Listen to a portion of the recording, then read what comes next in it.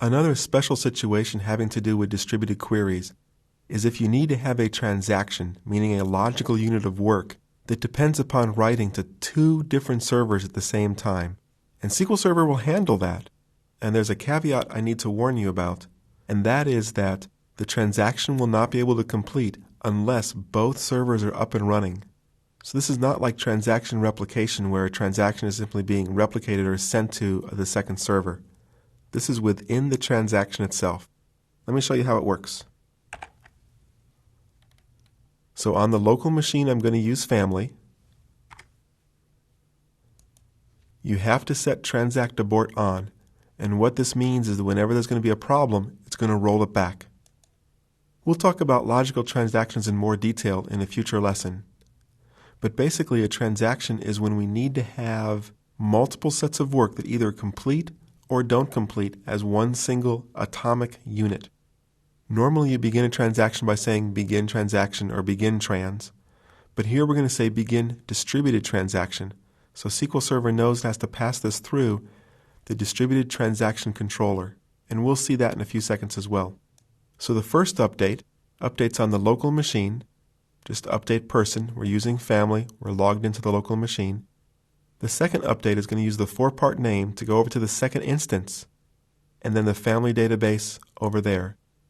And we want to change person ID's last name to Johnson in both databases. So execute this. But before we execute it, I want to open up the Distributed Transaction Controller monitor where we can see these distributed transactions.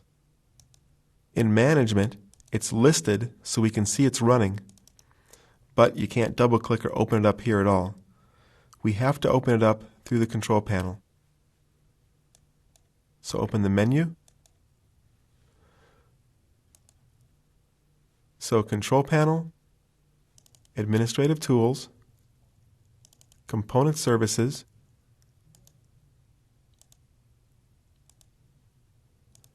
drilling in, here's the Distributed Transaction Controller.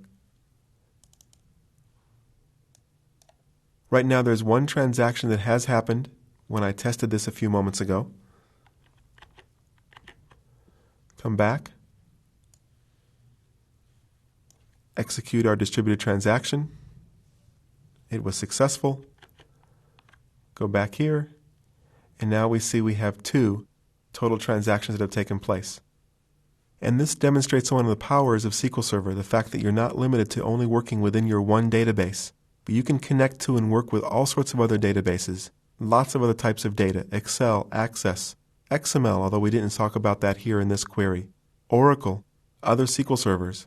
This is a very powerful, cool thing to do, to be able to connect together and link up distributed queries.